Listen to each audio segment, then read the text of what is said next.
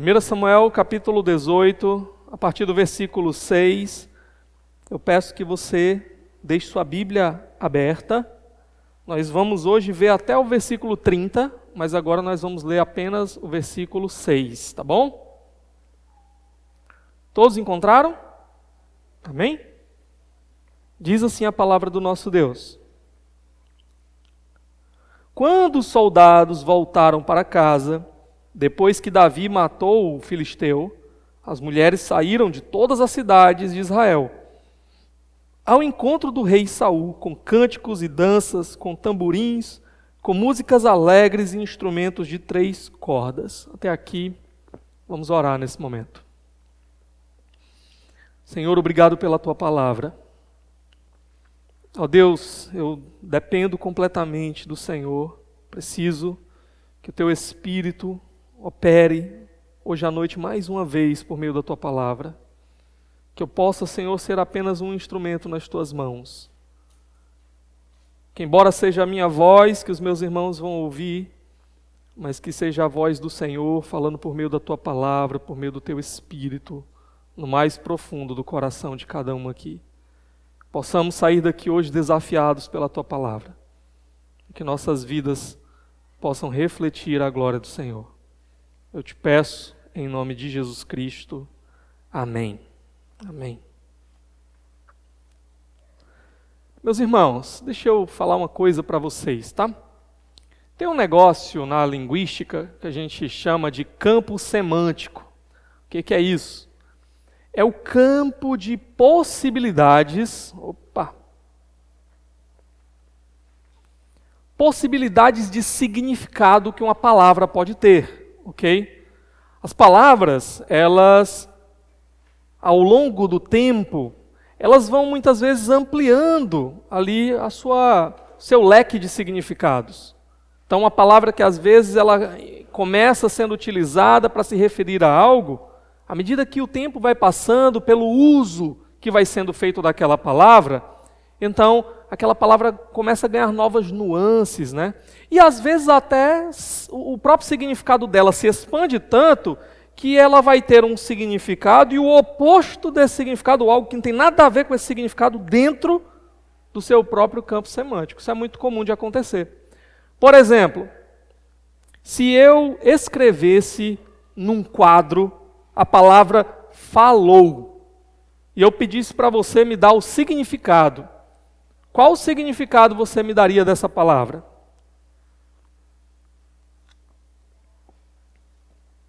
Provavelmente você me diria, olha, isso é um verbo no passado, né? O verbo falar, alguém disse alguma coisa, contou alguma coisa, falou. Mas se eu pegar essa mesma palavra, falou, e eu disser assim no final do culto, falou, meu irmão, qual o significado? É que alguém disse alguma coisa? Não. Eu estou dizendo tchau, adeus, ou seja, um significado bem diferente. Não é? Então, isso é só um exemplo para vocês verem como as palavras elas podem ter esse campo semântico, né? Essa gama de possibilidades de significado. Por isso a gente sempre tem que estar atento ao contexto onde cada palavra é dita, para a gente saber realmente o que está sendo dito. Tá? E hoje eu vou falar muito sobre uma palavrinha, que é a palavra orgulho, certo? E essa palavra ela também tem um campo semântico amplo. A palavra orgulho, ela pode ser usada num sentido positivo, onde eu posso dizer que eu me orgulho de alguém. Estou muito orgulhoso de você. O que eu estou querendo dizer com isso? Estou usando a palavra no sentido positivo. Estou dizendo, olha, estou muito feliz pela sua realização. Estou muito feliz por aquilo que você alcançou. Tá? Mas essa palavra, tradicionalmente, o uso dela mais comum, ele tem um sentido negativo. Inclusive relacionado à ideia de pecado, ok? Então, o orgulho, ele tem a ver com você ter uma ideia acerca de si mesmo e um interesse acerca de si mesmo extremamente exagerado, a ponto de você prejudicar os outros por causa da sua própria imagem, dos seus próprios desejos, dos seus próprios interesses.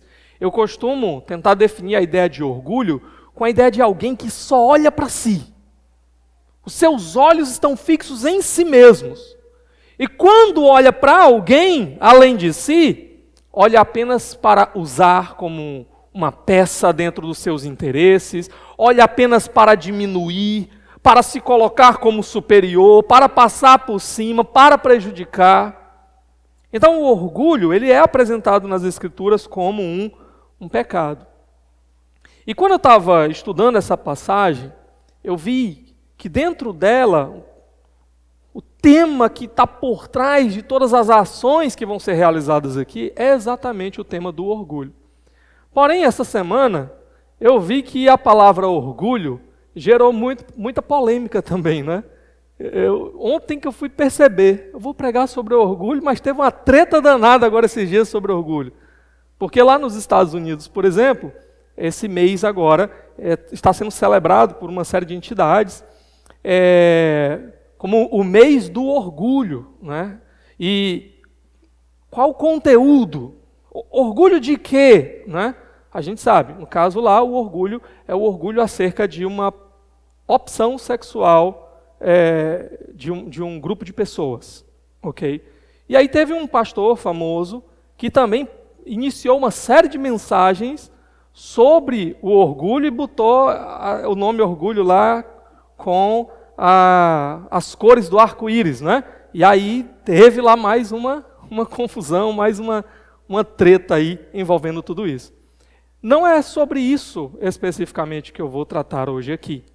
Mas até percebi uma ilustração de como a palavra ela está sendo utilizada nesse caso, mais uma vez, com um campo semântico diverso, né? Você pega, por exemplo, um grupo está tentando utilizar aquilo de uma maneira positiva. Olha, você tem que ter orgulho. Orgulho das suas opções, orgulho das escolhas que você fez, enfim, dos seus gostos nessa área. Então, há um grupo levantando essa bandeira. Mas, ao mesmo tempo, eles estão dizendo que um grupo de pessoas tem que ter orgulho de algo que a Bíblia considera como um pecado. Né? Então, eu me orgulho, você tem que se orgulhar de quebrar as regras do Senhor, os princípios do Senhor estabelecidos na sua palavra, acerca da sua vida, acerca da sua sexualidade. Então, embora um grupo levante isso como um elemento positivo, nós que somos cristãos vamos olhar para aquela mesma palavra e para esse mesmo movimento como uma conotação negativa. Né? Então, nota como essa ideia do campo semântico ela é, de fato, importante. Agora, o que nós vamos ver hoje aqui no nosso texto? Nós vamos ver que a manifestação do orgulho ela pode ser diversa, mas ela sempre vai trazer ameaça. O orgulho, ele vai trazer ameaça contra pessoas que estão no caminho do orgulhoso, mas também vai trazer ameaças contra a própria vida do orgulhoso. E eu quero tratar com vocês aqui sobre esse tema, a ameaça do orgulho, e quero mostrar para vocês 3 questões sobre o orgulho. Mas antes disso, esqueci de ligar o meu cronômetro. Deixa eu ligar aqui para não passar muito do tempo. Pronto, deu certo. Então, vamos ver hoje a primeira questão aqui acerca do orgulho. Quando o orgulho é ferido? Quando o orgulho é ferido, essa é a primeira questão que nós vamos ver aqui. E antes de nós irmos para o texto, nós vimos que Saul é um homem que começou muito tímido, mas que está já se apresentando há algum tempo como alguém cheio de orgulho. Saul, ele tem uma visão acerca de si mesmo extremamente elevada. Nós vimos Saul, por exemplo, mesmo no meio do pecado, dizendo, olha, mais honra a mim diante dos homens. Nós vemos Saul lutando as batalhas do Senhor e depois indo levantar um monumento em honra ao seu próprio nome. Saul tem se transformado cada vez mais nessa pessoa extremamente orgulhosa. O orgulho, ele pode se manifestar nesse senso de superioridade. É por isso que dentro desse campo semântico do orgulho está a palavra altivez. É um sinônimo de orgulho. O que é altivez? Aquela pessoa que se coloca numa posição, né, elevada. acima dos outros, que a gente chama assim, é o que se acha, não é? O altivo. Mas o orgulho, ele também pode se manifestar numa atitude de falsa humildade, aparente humildade. Já viu aquelas pessoas que se fazem sempre de coitadas, né? Ai, coitada de mim, eu não sei nada, eu não faço nada direito, ninguém me reconhece. Parece às vezes uma atitude de humildade, mas para quem que essa pessoa está chamando a atenção no final das contas? Olhem para mim, né? Talvez ainda não perceberam quem eu sou de verdade, não me deram o reconhecimento que eu preciso. Então o orgulho pode se manifestar também dessa forma. Agora, o grande problema é que muitas vezes esse orgulho, essa atitude de superioridade, essa autoimagem construída, ela pode ser ameaçada. Às vezes por uma brincadeira, às vezes por uma crítica. E quando ela é ameaçada, isso que eu estou chamando aqui de o orgulho ferido, isso vai se manifestar de alguma forma negativa. Isso pode trazer ameaças contra outras pessoas. Vamos agora aqui para o nosso texto. Olha comigo aí o verso 6. Mais uma vez diz, né? Quando os soldados voltaram para casa, depois que Davi matou o filisteu, lá o Golias, né, o gigante, as mulheres saíram de todas as cidades de Israel ao encontro do rei Saul com cânticos e danças, com tamborins, com músicas alegres e instrumentos de 3 cordas. A cena é a seguinte: depois que Davi derrotou Golias, o exército filisteu saiu em fuga. E Israel saiu perseguindo aquele exército por meio das cidades. Até que Israel alcançou o seu objetivo. Trouxe uma grande devastação sobre os exércitos dos filisteus. E então chegou o momento das tropas de Israel retornarem, como uma espécie de cortejo, de vitória, né? Voltarem lá para a cidade de Saul. O que acontece nesse caminho de volta? Em toda cidade por onde eles vão passando, o povo começa a se manifestar com grande festa e grande alegria. Afinal de contas, os nossos inimigos foram postos em retirada, foram postos em fuga. Os nossos heróis que venceram as nossas batalhas estão voltando. Aqui há uma ênfase aqui na participação das mulheres nessa festa, nessa celebração. Alguns encontram aqui alguns elementos, eu não vou ter tempo de tratar muito aqui com os irmãos, porque senão a gente não termina, tá? Mas um ponto interessante há uma grande festa, há muito cântico, há muita dança aqui de celebração no retorno desse exército. Porém, qual é o conteúdo do que é cantado, do que é celebrado aqui? O que eles estão cantando? O verso 7 vai dizer para nós. Olha aí. As mulheres dançavam e cantavam: Saul matou milhares e Davi dezenas de milhares. Olha aí o que eles estavam cantando. Eu falei para vocês que tinha uma música que ia fazer um sucesso danado, né, em Israel, tocando em todas as FMs, o povo ligando, né? Toca aquela DJ, né? Pronto, tá aqui. Saul matou os seus milhares. Não me peça para cantar essa que eu não sei como era não, né? Saul matou os seus milhares e Davi suas centenas de milhares, tchu, tchá, tchá, né? Alguma coisa aí. Enfim, mas estava cantando lá, tá? E aí, o que acontece? Parece um exagero aqui, meus irmãos. Lembra? É a primeira batalha de Davi.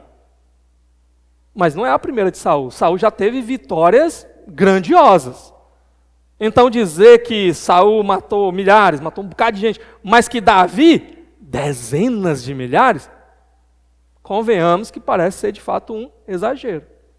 E Saul, de fato, deveria encarar isso como exagero. O povo está feliz porque, olha, tinha um desafio lá, aquele gigante lá, e ninguém estava disposto a combatê-lo. Mas Davi foi o herói que abriu o caminho para essa grande vitória. Então o povo está cantando aqui mesmo para celebrar, para levantar Davi. Davi trouxe uma grande vitória, não só para Israel, mas para o próprio Saul. Olha a condição em que Saul estava lá, apreensivo, amedrontado diante daquela circunstância. Saul deveria participar desse festejo. E deixa o povo cantar, e ele cantava junto também, né?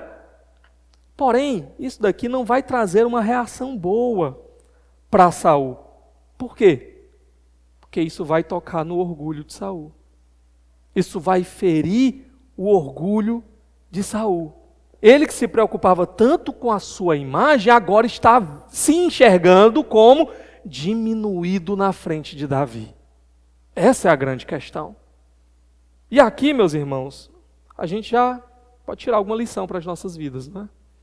Quantas vezes pessoas estão tão cheias de si, uma imagem tão elevada, tão preocupadas com o que os outros vão dizer a seu respeito, e tão interessadas em serem aplaudidas, e serem elogiadas, e serem aclamadas pelo mundo, pelas pessoas ao seu redor, que muitas vezes uma brincadeira, uma crítica, uma comparação, fazem com que essas pessoas tenham seu orgulho ferido e ajam como verdadeiras tolas. Pessoas que vão criar a maior confusão, às vezes por uma coisa tão pequena e tão boba. E não apenas isso. Vão se colocar numa posição de cegueira, porque o orgulho cega também. A tal ponto de, às vezes, ao invés de resolver algo que era tão pequeno, tão simples, tão fácil de resolver, transformar aquilo numa bola de neve.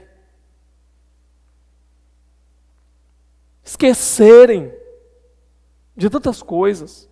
Por exemplo, Saul aqui, quantas vezes Davi esteve servindo a ele de maneira tão fiel, tocando harpa lá para ajudá-lo no seu problema, lá com aquele espírito que o atormentava. Tudo que ele mandava Davi fazer, Davi fazia com lealdade, com sabedoria, de modo que o próprio Saul reconheceu isso. Davi, que acabou de arriscar a vida nessa batalha de Saul. E Saul, nesse momento, cego pelo seu orgulho ferido, não lembra de absolutamente nada disso. Pelo contrário, Saul vai se deixar dominar por esse orgulho. Isso vai trazer algumas consequências bem negativas. Uma ameaça vai surgir desse orgulho ferido de Saul. Mas só que tem um ponto a mais aqui que eu quero trazer para vocês. Saul provavelmente nesse momento lembrava das palavras de Samuel. Vocês lembram que Samuel, quando Saul pecou e desobedeceu ao Senhor, Samuel disse: o Senhor te rejeitou. E o Senhor vai tirar o reino de ti e vai dar para alguém que é melhor do que você. E nesse momento, ele deve ter visto na figura de Davi essa ameaça. Com seu orgulho ferido e dominado agora por esse medo, nós vamos chegar na nossa segunda questão. Primeiro, quando o orgulho é ferido. Segundo, qual é o resultado do orgulho ferido? Eu quero já antecipar para vocês que o orgulho, ele envenena a alma. Uma pessoa orgulhosa, dominada por esse senso de superioridade, tendo o seu orgulho ali ferido, a sua imagem ameaçada, os seus planos, os seus desejos ameaçados, essa pessoa começa a se tornar amargurada, envenenada. E isso vai levar essa pessoa, muitas vezes, a ameaçar quem estiver no seu caminho. Às vezes até gente inocente, que não estava nem pensando em fazer nada de mal contra ela. É o que nós vamos ver aqui. Olha aí os versos 8 e 9. Saul ficou muito irritado com esse refrão, com a música. E aborrecido disse: atribuíram a Davi dezenas de milhares, mas a mim apenas milhares? O que mais lhe falta senão o reino? Daí em diante, Saul olhava com inveja para Davi. Olha o que está acontecendo aqui, meus irmãos. O orgulhoso, porque ele é superior a todo mundo, ele é melhor do que todo mundo, quando ele vê alguém sendo elogiado, quando ele vê alguém numa posição em que ele não se encontra naquele momento, a tentação natural do seu coração é o quê? Inveja. Como assim? Eu é que tenho que estar sempre no ponto mais alto, no ponto mais elevado, recebendo os maiores elogios. E Saul agora vê Davi nessa posição. Saul, então, se sente diminuído, logo ele, acostumado a ser honrado e exaltado, mas ele também, mais uma vez eu digo, se sente ameaçado. Ele diz o quê? O que falta para ele agora? É o reino? Só falta agora dar a minha coroa para ele. Pronto. Então ele se sente também ameaçado, começa a ser dominado pelo medo por conta desse novo líder que está despontando aqui, que é Davi. Meus irmãos, muitas vezes o orgulho vai aparecer nas nossas vidas. O orgulho vai tentar encontrar uma brecha no nosso coração para nos levar para fora dos caminhos, dos planos do Senhor, daquilo que Deus deseja para a nossa vida. Muitas vezes nós vamos lutar contra o orgulho. Muitas vezes ele vai querer lançar sementes de inveja no nosso coração. Muitas vezes ele vai querer nos levar a olhar para até irmãos nossos e olharmos para aqueles irmãos, às vezes recebendo algum tipo de bênção, olharmos com um olhar de não apenas inveja, mas de desprezo, porque é o orgulho querendo fazer com que a gente entenda que nós é que deveríamos estar ali. O orgulho muitas vezes ele vai nos ameaçar. E o que nós precisamos nesses momentos? Nós precisamos ser tratados pelos remédios do Evangelho. Nós precisamos olhar mais uma vez para quem é o nosso Deus, para o que Ele nos revelou, para o que Ele espera de nós. Nós precisamos entender mais uma vez que a nossa vida nesse mundo aqui não é acerca de nós mesmos apenas, dos nossos planos, das nossas vontades. Somos passageiros aqui. Nossa vida aqui é para ser vivida por algo maior. A nossa vida aqui é para ser vivida dentro desse grande plano maravilhoso do Senhor.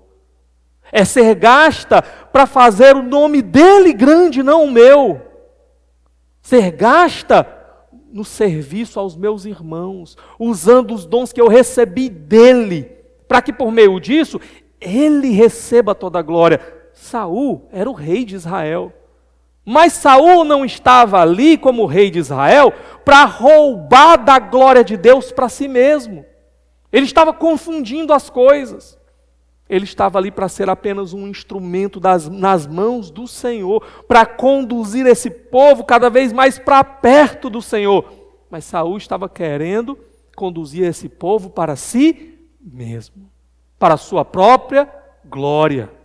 É por isso que ele aqui vai enfiar os pés pelas mãos. É por isso que ele aqui vai ter resultados trágicos por causa da manifestação do seu orgulho. Como tratar este orgulho ferido quando ele se manifesta nas nossas vidas? Como podemos tratar isso? Mais uma vez, olhando para os propósitos de Deus para a nossa vida. O que Deus espera de nós? Será que Deus espera que nos tornemos cada vez mais essas pessoas envenenadas, amarguradas, que se lançam contra outras, para atacar, para diminuir, para destruir, para usar e depois descartar, para passar por cima, simplesmente para que eu seja satisfeito? Não. Agora Saul, ele nunca enxerga o primeiro passo do caminho, que é o passo do arrependimento. Em momento algum, nós vemos Saul parando para pensar, será que eu estou no caminho certo mesmo? O que Deus quer? O que Deus pensa a meu respeito? Nós não encontramos Saul tratando do problema do seu orgulho, e esse é a grande desgraça na vida de Saul. E aí a gente chega na nossa terceira questão acerca do orgulho, que é quando o orgulho ferido não é tratado. Então nós vimos aqui, quando o orgulho é ferido, qual é o resultado desse orgulho ferido, e agora nós vamos ver quando o orgulho ferido não é tratado. E essa é a parte que nós vamos nos demorar mais, tá? Quando nós nos encontramos nessa situação, amargurados e movidos por um orgulho ferido, e não tratamos esse orgulho com os remédios do Evangelho, nós vamos nos voltar contra outras pessoas, como armas de destruição, para passar por cima daqueles que aparentemente estão no meu caminho, no caminho que eu preciso trilhar para alcançar os meus objetivos de glória pessoal. E aqui, esse ataque aos outros pode se manifestar de diversas maneiras. Pode ser aquela atitude de tentar puxar o tapete dos outros. É o meu orgulho ferido, achando que eu é que tenho que sempre ter as maiores e as melhores oportunidades. Então eu vou puxar o tapete dos outros para que eu esteja lá.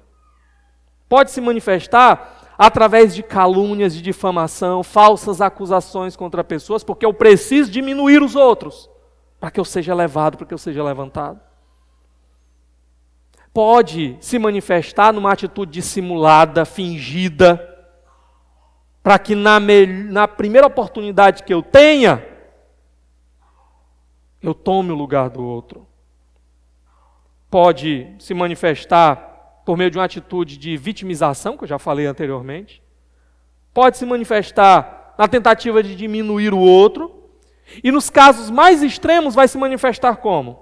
Por meio de ameaças, agressões e até mesmo uma tentativa de matar aqueles que estão no meu caminho. Saul aqui, ele está num estágio tão terrível que ele vai dar um salto logo nessa última direção. Nós vamos ver 4 planos de Saul aqui para matar Davi. Como assim? As pessoas estão cantando e colocando... Ok, estão me elogiando, mas estão elogiando mais Davi. Não pode. Eu tenho que eliminar esse homem do meu caminho. Daqui a pouco ele pode tomar o meu lugar, o meu trono. Eu tenho que eliminar esse homem. Esse é o pensamento de Saul. Vamos então aqui para o primeiro plano de Saul, versos 10 a 11. No dia seguinte, um espírito maligno, mandado por Deus, apoderou-se de Saul e ele entrou em transe, ou alguma versão pode colocar, ele profetizou a mesma palavra, tá? Em sua casa, enquanto Davi tocava a harpa, como costumava fazer. Saul estava com uma lança na mão e a atirou, dizendo: encravarei Davi na parede. Mas Davi desviou-se 2 vezes. Vamos com calma aqui. Depois da batalha, nós vimos que Saul ele leva Davi para o palácio e ele já não deixa mais Davi voltar para casa. Ele tinha feito algumas promessas para quem derrotasse Golias. Uma dessas é que essa pessoa casaria com a filha do rei, né? Então é possível que ali ele esteja nesse processo. Agora, Davi, ele volta à sua função original. Ele volta a tocar essa harpa para acalmar Saul nesses momentos em que ele é tomado por esse espírito. A gente já falou sobre isso em outra mensagem, eu não vou ter tempo aqui para retornar, né? Basta lembrar que isso era uma evidência de que ele era um rei rejeitado, que ele não tinha mais o espírito do Senhor. Pelo contrário, ele tinha esse espírito maligno que o atormentava e que mostrava para todo mundo que ele não servia mais para ser o líder, o rei que Israel precisava. Ok? Agora, o que acontece? Aqui, Davi literalmente está com a harpa na mão. Só que parece que a música já não está mais fazendo o mesmo efeito de antes. Isso pode indicar para nós que o estágio de malignidade na vida de Saul está elevando cada vez mais. Aquilo que servia antes já não serve mais para ajudar Saul. Outra coisa, quando eu falo aqui, né, que ele entrou em transe ou profetizou, no livro de 1 Samuel, essa palavra, ela parece ter uma ideia de alguém agindo debaixo da operação de algum espírito. Então nós já vimos Saul profetizando por meio da ação do Espírito de Deus na vida dele, agora nós vemos ele fazendo algo semelhante, ou seja, ele se movendo de uma maneira diferente do normal por meio da atuação desse espírito maligno na vida dele. Nós não sabemos exatamente como é que isso se manifestava, Mas nós vemos ele dizer pelo menos alguma coisa. Então profetizar aqui não é que ele falou alguma coisa acerca do futuro, nem nada disso. É simplesmente que ele estava sendo guiado pelo espírito maligno a agir de uma maneira diferente do normal e do comum. E o que foi que ele disse? Ele disse, eu vou encravar Davi naquela parede por meio da minha lança. Esse era o desejo dele. Essa era a vontade dele nesse momento. Então, Davi é descrito com uma lança na sua mão. Isso nos lembra de quem? Quem é que tinha uma lança zona grandona na mão? Golias, ok? Nós temos agora, alguns vão encontrar, o segundo gigante que Davi vai enfrentar.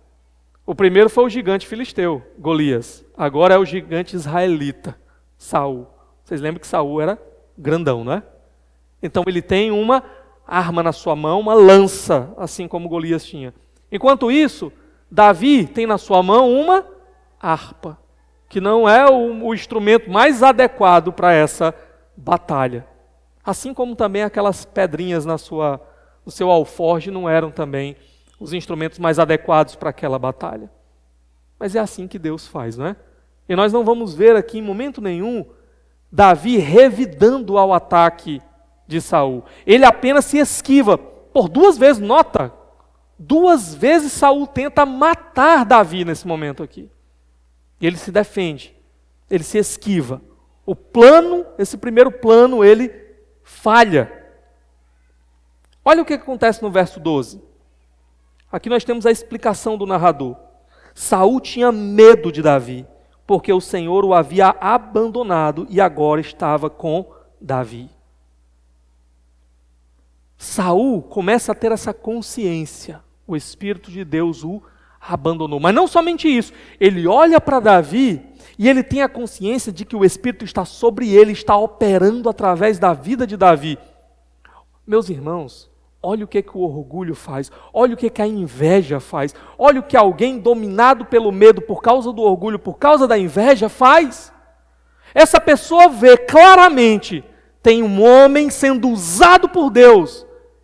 E ao invés de ela se aproximar, de ela cooperar, de ela ajudar, de ela buscar ajuda, seja lá o que for, ela quer agora se lançar contra, ela quer matar aquele que é instrumento de Deus.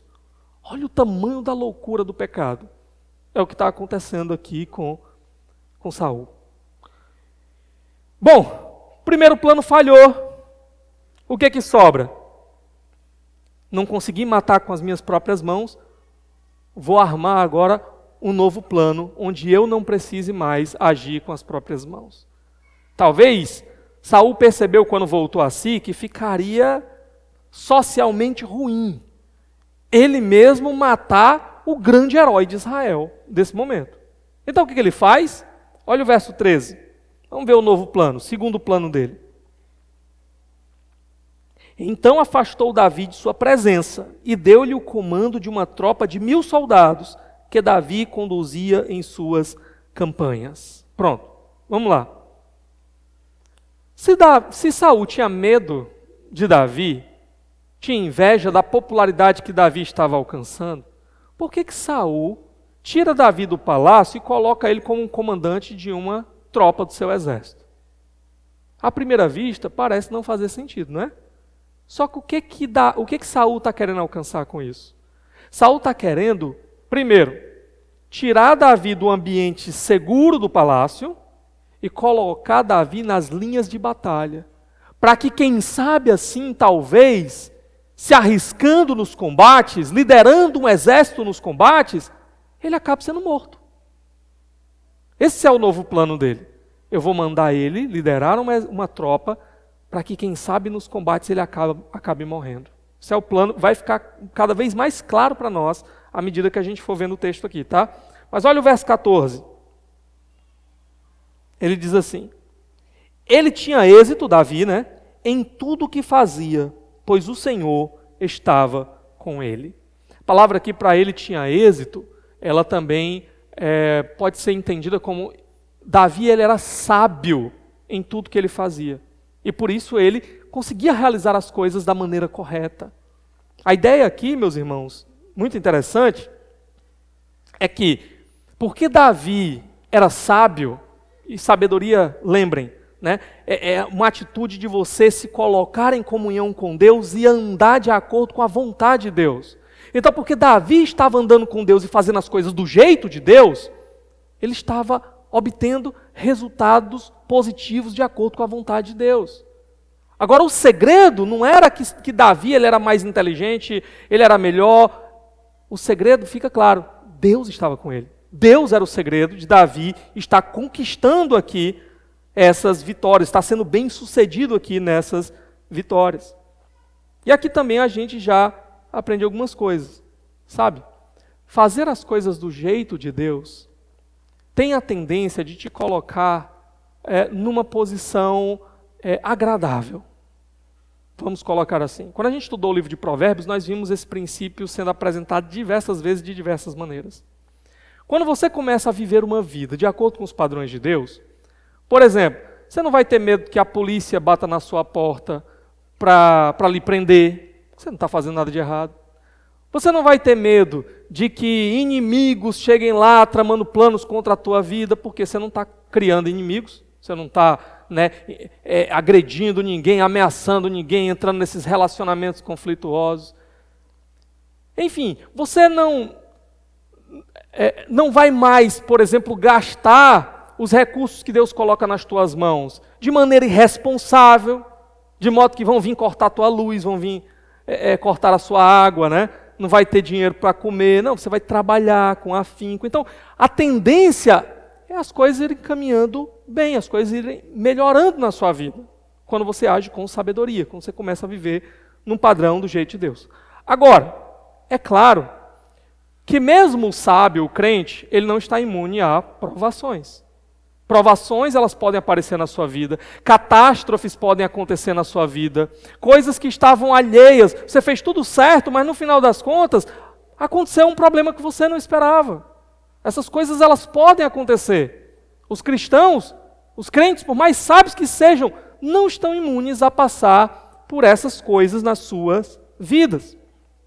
Só que o cristão, ele olha para as provações de uma perspectiva diferente. As provações são uma oportunidade de você, na verdade, desenvolver ainda mais a sabedoria. É onde a sabedoria vai ficar mais evidente, mais clara. É quando você passa por provações da maneira correta, da maneira que agrada ao Senhor. Agora, o tolo não.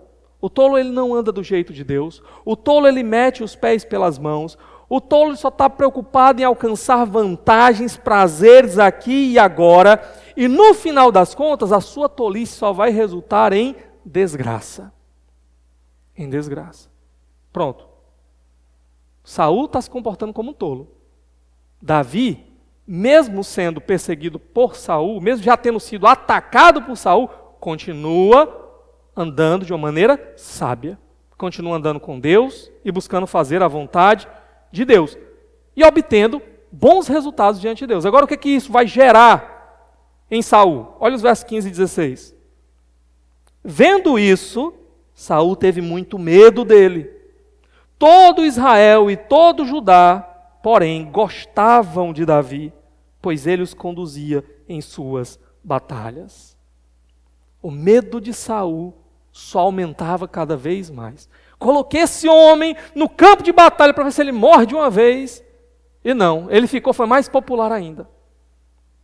Jonatas, seu filho, já era fã de Davi, não é? A gente viu? Se tornou um grande amigo, ele gostava de Davi. Agora todo Israel e todo Judá amavam Davi, gostavam de Davi. Só quem não gostava de Davi? Saul. E o que acontece aqui? Davi continuava guiando Israel nas batalhas. Opa, mas essa não era a função de Saul, não? Eles não escolheram Saul como rei exatamente para guiar Israel nas batalhas? Nota que Davi começa a dar indícios aqui de fato de ser o substituto escolhido pelo Senhor. O texto continua, e nós vamos chegar agora no terceiro plano, ok? Olha aí o verso 17. Saul disse a Davi: aqui está a minha filha mais velha, Merabe. Eu a darei em casamento a você. Apenas sirva-me com bravura e lute as batalhas do Senhor. Pois Saul pensou: não matarei, deixo isso para os filisteus. Estão percebendo que o plano de Saul desde o início era envolver Davi nas batalhas para que Davi pudesse ser morto nas mãos dos filisteus?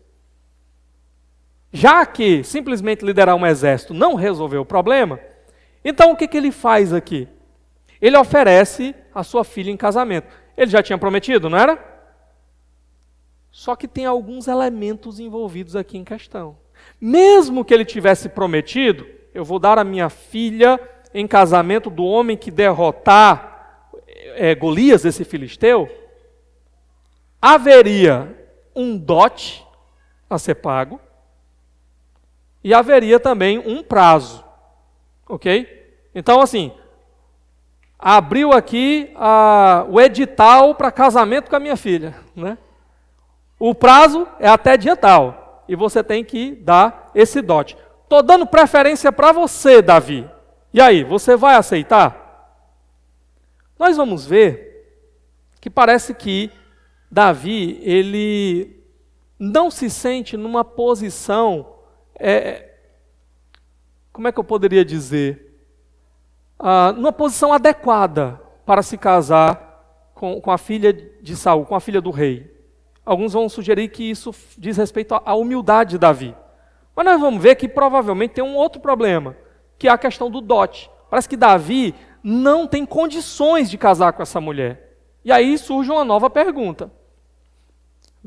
Saul tinha prometido riquezas, tinha prometido esse casamento, ainda tinha prometido que ia livrar o pai de Davi dos impostos, do serviço à família real, não é? Até aqui parece que ele ainda não cumpriu nada. Será que ele cumpriu alguma coisa com o pai de Davi? Não sabemos, mas o resto, o casamento agora é que está sendo colocado em questão. E se Davi realmente não tinha condições de pagar o dote, cadê as riquezas prometidas? Será que ele não tinha recebido nada ainda? Daqui a pouco isso vai ficar mais claro para vocês. Mas olha aí, que o objetivo é o seguinte: já que tem um prazo e ele tem que ter o dinheiro do dote, então se ele quiser ser o meu genro, ele vai ter que lutar ainda mais, ele vai ter que combater ainda mais exércitos, ainda mais filisteus. Para quê? Para que ele possa ter mais e mais e mais espólios, recursos, dinheiro, para ele poder atingir esse patamar. Então ele quer lançar Davi numa corrida desenfreada, para que no meio dessas batalhas ele acabe morrendo. Esse é o seu plano. Olha os versos 18 e 19, resposta de Davi. Mas Davi disse a Saul: quem sou eu? E o que é minha família ou o clã de meu pai em Israel, para que eu me torne genro do rei? Por isso, quando chegou a época de Merabe, ou seja, o prazo ser finalizado, a filha de Saul, ser dada em casamento a Davi, ela foi dada a Adriel de Meolá. O prazo se esgotou. Davi declinou do convite, não pagou o dote, então Saul deu ela em casamento a outra pessoa. Isso é o desfecho. E o plano falha mais uma vez. Ele não consegue matar Davi. Então chega o quarto e último plano aqui do nosso capítulo, certo? Olha comigo os versos 20 a 21. Ele diz o seguinte: Mical, a outra filha de Saul, gostava de Davi. Quando disseram isso a Saul, ele ficou contente e pensou: eu a darei a ele, para que ele sirva de armadilha, fazendo-o cair nas mãos dos filisteus. Então Saul disse a Davi: hoje você tem uma segunda oportunidade de tornar-se meu genro. Pronto. Mical gosta de Davi, né? Inclusive, parece que é a única vez na Escritura que vai falar de uma mulher que ama, né, alguém, né, uma mulher dizendo: eu amo esse homem, certo? E aí o que acontece? Saul vê nisso mais uma oportunidade para matar Davi. Um novo prazo vai ser estabelecido de casamento. Ele já chegou e já disse: ó, sua chance está aqui. Mais uma oportunidade para você entrar para a minha família. Mas o que vai acontecer? Olha o verso 22. Olha como é que o plano vai ser executado. Então Saul ordenou aos seus conselheiros que falassem em particular com Davi, dizendo: o rei está satisfeito com você, e todos os seus conselheiros o estimam. Torne-se agora seu genro. Como Davi declinou do primeiro convite, da primeira proposta, então Saul pensou o quê? Eu preciso encorajar esse homem, né? Chamou ali os seus conselheiros. Olha, se Davi está aí com medo, que acha que não pode ser da família do rei e tal, vocês vão lá e digam assim: não, mas o rei gosta de você. E nós também, os conselheiros do rei, estamos aprovando isso daí. Vá lá, case, vai dar tudo certo. Essa é a proposta. Mas qual é a resposta de Davi? Verso 23. Quando falaram com Davi, ele disse: vocês acham que tornar-se genro do rei é fácil? Sou homem pobre e sem recursos. Olha aí. Davi parece que tinha interesse nisso. Lembra que quando falaram para ele lá, do que ia ganhar aquele que derrotasse Golias, falaram disso e ele pediu para repetir umas 2 vezes, não foi? Então parece que ele tinha esse interesse. Só que ele não se via com condições para esse casamento. Rapaz, um pé rapado, que estava cuidando de ovelha ali um dia desse, eu vou ter dinheiro para pagar o dote dessa mulher como? Essa é a condição, a circunstância. Ele vai apelar para a questão financeira. O que mostra que parece que mesmo que ele tenha obtido algum recurso da parte de Saul, parece que esse recurso aí não foi lá grande coisa, né? Eu estava vendo um pastor que ele trabalhou durante um tempo como missionário no Oriente Médio. E ele falou de como é que é o casamento lá no Oriente Médio. E lá tem muitas coisas que se assemelham um pouco a isso daqui, tá? Tem um acordo entre as famílias, tem o pagamento de um dote. E no caso lá, o dote, ele não é pago à família da noiva, por exemplo, ele é pago à própria noiva.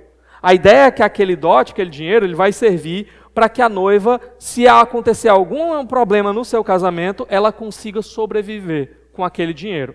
Então, o cara para casar lá, geralmente ele casa um pouquinho mais velho. Por quê? Porque ele tem que trabalhar não sei quantos anos para juntar o dinheiro do dote, que pode chegar na casa de uns 30 mil. Ele paga em ouro, tá? Se ele não pagar em ouro, ele dá o dinheiro, a mulher compra ouro.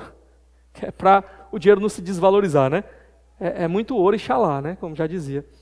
Mas enfim, então aqui, Saul se enxerga numa condição que ele diz: para mim não dá. Vocês acham que é fácil entrar nesse casamento aí? Não dá, eu não tenho essa condição. Bom, o que eles vão dizer para Davi? Olha os versos 24 e 25. Quando os conselheiros de Saul lhe contaram o que Davi tinha dito, Saul ordenou que dissessem a Davi: o rei não quer outro preço pela noiva, além de 100 prepúcios de filisteus, para vingar-se de seus inimigos. O plano de Saul era que Davi fosse morto pelos filisteus. Mais uma vez é repetido, né? Então, quando contaram para Saul, rapaz, parece que Davi vai declinar de novo da proposta, né? Saul logo pensou: rapaz, já sei, pronto, pois faça o seguinte, diga para ele assim: ó, não precisa de dinheiro não. O rei ainda está muito indignado com esses incircuncisos filisteus que vieram aqui ameaçar o povo de Israel. Ele quer se vingar, então vá lá e traga 100 prepúcios de filisteu. Ele ia ter que ir lá, matar 100 filisteus e depois cortar aquela pelezinha do órgão dos filisteus, né? O prepúcio, e levar então para Saul. Esse seria o dote, né? Você vai lá e vai converter à força os filisteus, né? Circuncisão era a marca da aliança, né? Vai mostrar a esses incircuncisos o que é ser circuncidado. Mas, meus irmãos, tem uns detalhes aqui interessantes. Primeiro, que isso ia forçar Davi a imediatamente correr para o campo de batalha, para ele conseguir todos esses prepúcios e para que ele conseguisse no tempo hábil. Então ele ia ter que lutar como um louco para conseguir realizar essa tarefa. Mas assim, há por trás da narrativa, do que vinha se desenvolvendo até aqui também, um elemento envolvendo essa questão da circuncisão. Por exemplo, quando Israel entrou na terra, eles se circuncidaram lá em Gilgal. Nós já vimos essa cidade, não foi? Por que eles fizeram isso? para que eles não contaminassem a terra com a sua impureza. Então eles entraram, aqueles que não eram circuncidados em se circuncidaram, para já entrar na terra da promessa, aliançados com o Senhor. Ok? Não contaminarem a terra.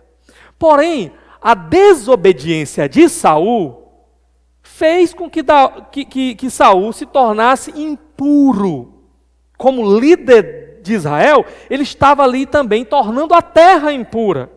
E é por isso que muitas vezes, por meio do profeta Samuel, quando Deus diz que ia remover Saul, ele usa a palavra cortar. É como se Saul fosse esse prepúcio que estava contaminando a terra e que precisava ser cortado.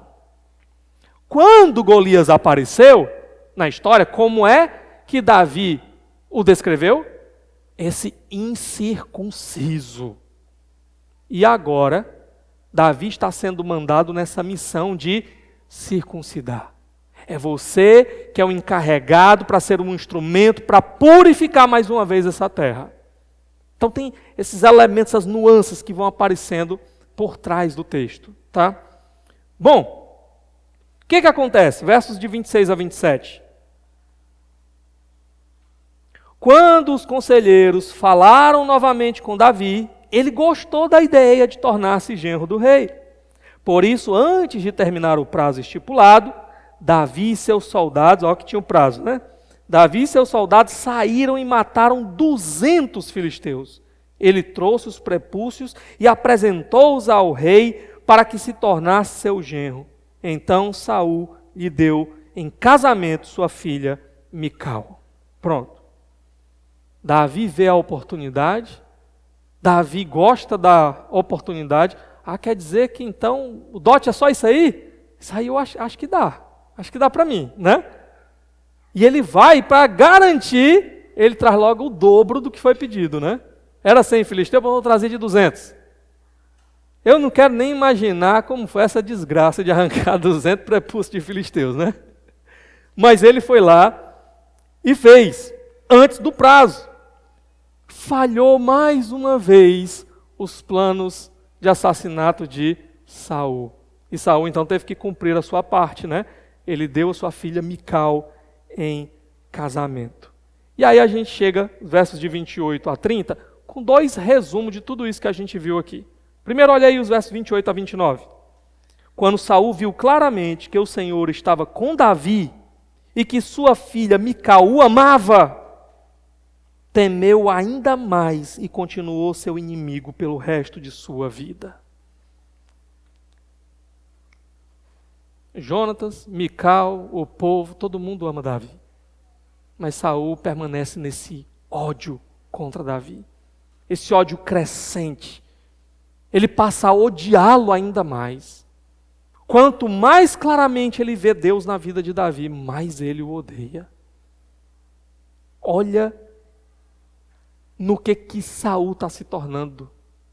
Olha como ele tem sido levado cada vez mais para longe do Senhor. Meus irmãos, é isso que o orgulho não tratado faz.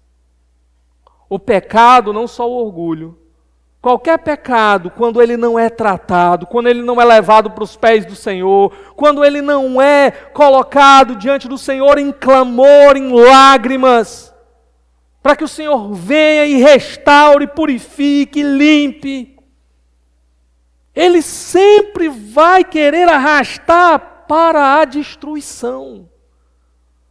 Torná-lo cada vez mais endurecido, torná-lo cada vez mais desgraçado, mais longe do Senhor. É isso que o pecado quer fazer.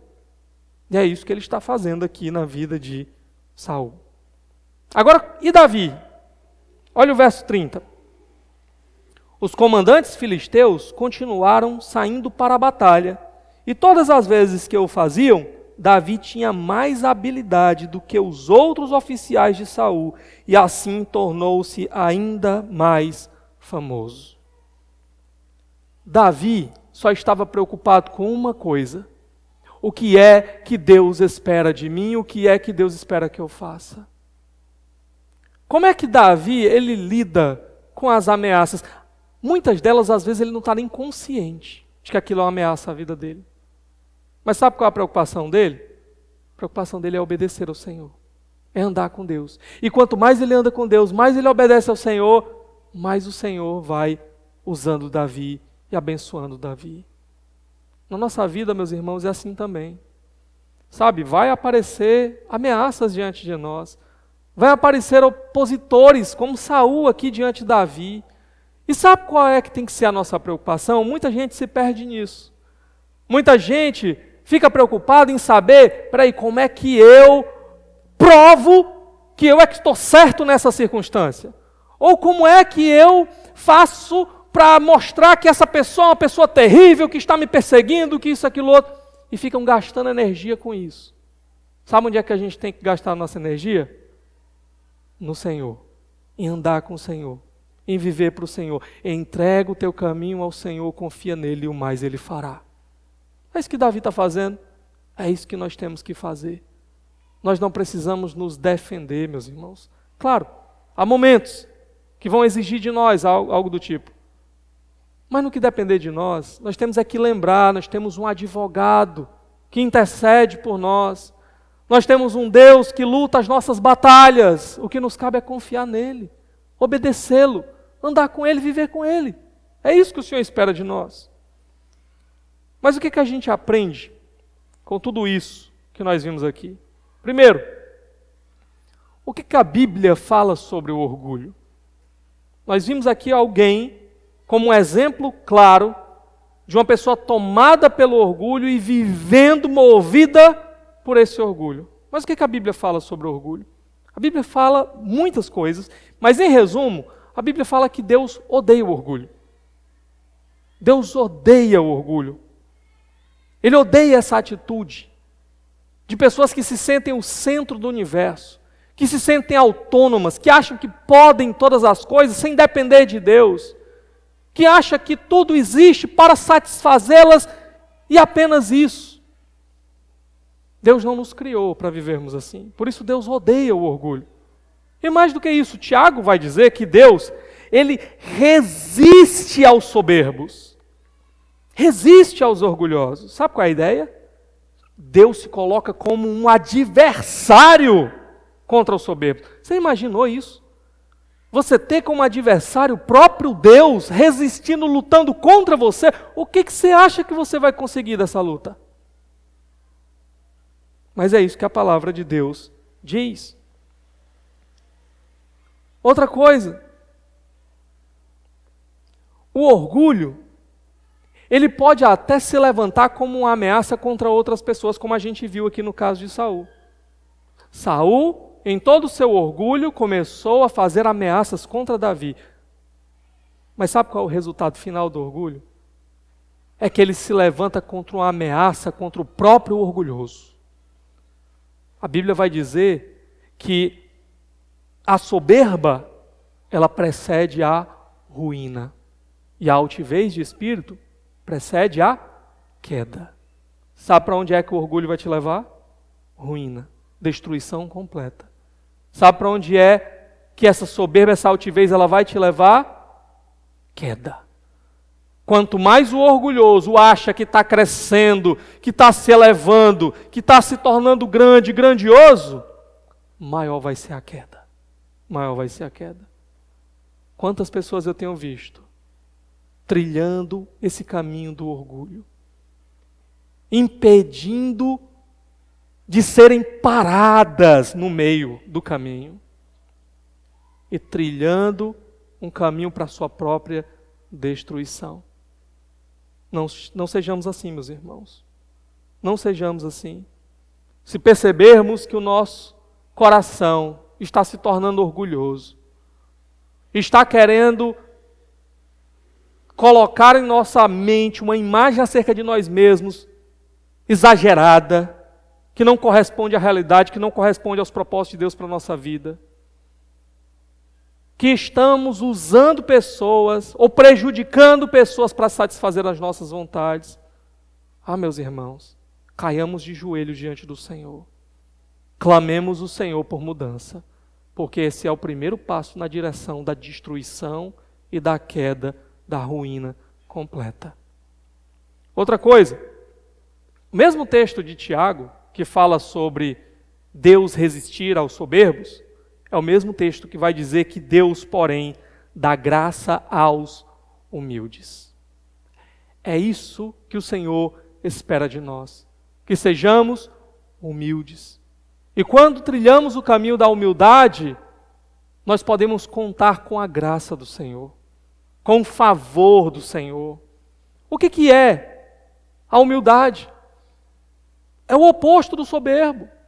O humilde é aquele que sabe que depende do Senhor, que não é autônomo, que não pode todas as coisas, que precisa de Deus, que só se o Senhor operar é que ele vai conseguir realizar aquilo que Deus tem para ele. O humilde, meus irmãos, não é alguém que vive se diminuindo e se menosprezando. Essa é uma ideia errada que a gente tem, não é? Que o pessoa humilde é aquela que você chega assim para elogiar. Ô, meu irmão, você fez isso muito bem feito. Parabéns, gostei. Aí a pessoa vai dizer o quê? Não, para que é isso? Quem sou eu, né? Não, eu sei de nada não. Aí eu dei sorte, né?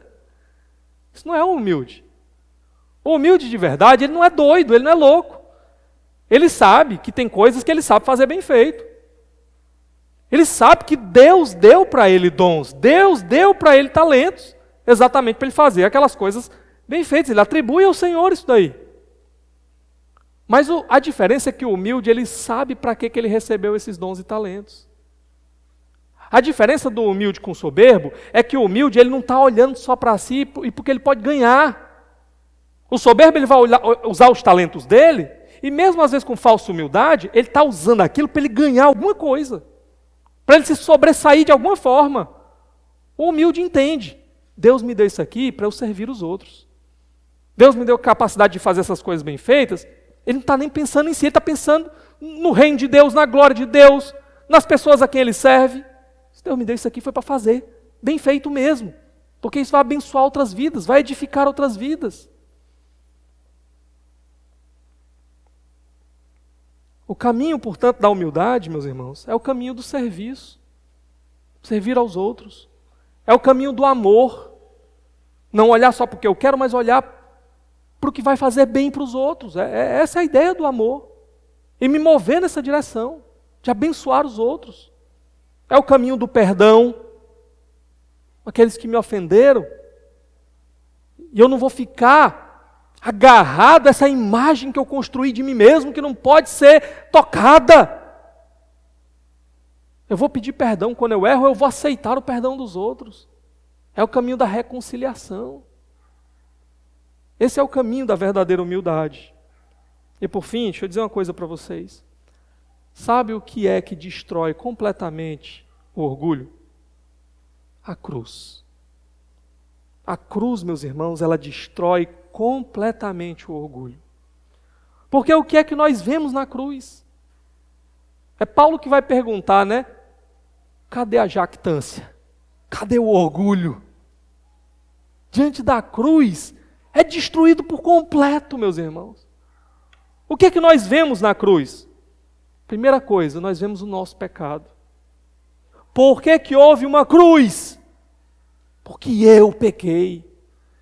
E porque o meu pecado era tão grande, tão terrível, o meu pecado contradizia tanto a imagem que eu quero construir de mim mesmo, que não tinha jeito de eu pagar. Sabe? A cruz me mostra que eu sou tão miserável e pecador que eu não conseguia resolver o meu problema, eu não conseguia me limpar sozinho. Não tinha nada que eu pudesse oferecer para Deus, porque eu não era nada, a não ser um pecador miserável diante do Senhor. A única maneira de resolver o meu problema foi Deus dando o Filho dele, santo, perfeito, puro, ele sim, grandioso, glorioso, maravilhoso, para morrer naquela cruz no meu lugar, para pagar o preço da minha miséria que eu não podia pagar, e nem desejava, e nem buscava, e nem procurava. A cruz, meus irmãos, ela mostra o tamanho da graça, que eu não sou salvo por algo que eu faço, que eu não sou salvo por algo que eu mereço, que eu não mereço nada. A cruz mostra que Deus, Ele me salva por pura graça, que apesar de ser quem eu sou, o pecador que eu sou, ele não olhou para a minha miséria. Ele entregou o filho dele. E o seu filho, Jesus, sabendo tudo que há em mim, aquilo que ninguém mais vê, mas que ele vê, ao invés de me destruir, de me condenar, de me lançar para longe, de virar o rosto da miséria que havia em mim, ele me amou, ele mostrou a sua graça, ele diz: venha, meu filho, eu vou te limpar, eu vou te trazer para mim, eu vou segurar na tua mão, eu vou te sustentar. A cruz destrói completamente qualquer senso de orgulho humano, qualquer senso de achar que é por algo que eu fiz, porque eu sou bom, porque eu mereço. Na cruz só há um caminho, é nos rendermos diante dele e reconhecermos: Senhor, se não for a tua graça, eu estou perdido. Senhor, se não for o teu poder, eu estou perdido. Vem, lava-me, vem, limpa-me, vem, purifica-me, vem, sustenta-me, Senhor. Porque essa é a única maneira de eu conseguir chegar até o final contigo. É isso que a cruz revela para nós. E que nós possamos, meus irmãos, enxergar a cruz, enxergar a Cristo, termos o nosso orgulho quebrados por Cristo, e entendermos que nós não estamos aqui, portanto, por nós mesmos. A nossa vida aqui não é sobre nós. A nossa vida é sobre aquele que nos amou naquela cruz, que nos resgatou da nossa miséria. A nossa vida agora é para ser gasta para Ele, na obra dEle, na manifestação do reino dEle nesse mundo, para alcançar outros que estavam tão perdidos quanto eu, e mostrá-los o caminho da glória. Vamos orar nesse momento?